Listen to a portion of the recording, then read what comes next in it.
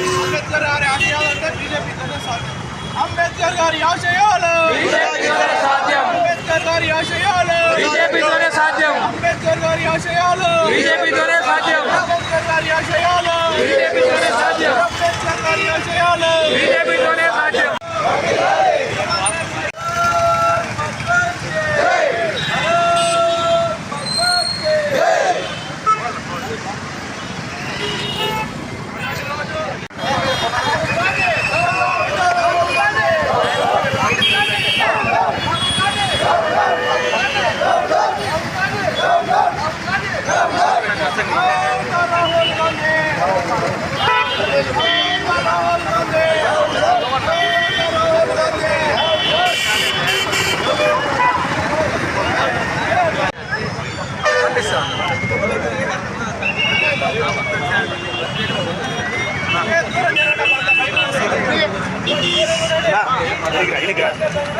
పార్లమెంటులో కేంద్ర హోంశాఖ మంత్రి అంబేద్కర్ గారి గురించి మాట్లాడిన మాటలను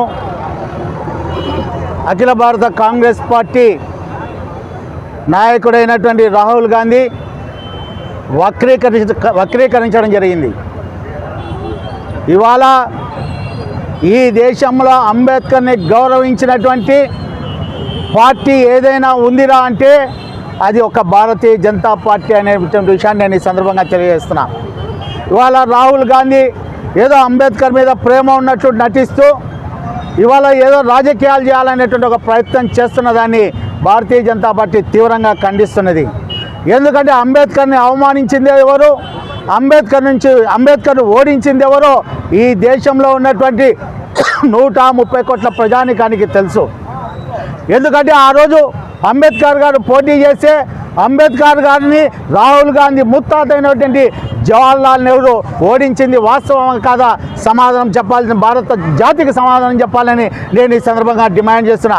అనేక సందర్భాల్లో ఆనాడు జవహర్లాల్ నెహ్రూ అంబేద్కర్ని అనేక రకాలుగా హీనంగా నీచంగా చూసి అవమానించింది వాస్తవమా కాదా భారత జాతికి సమాధానం చెప్పాలని భారతీయ జనతా పార్టీ డిమాండ్ చేస్తున్నది.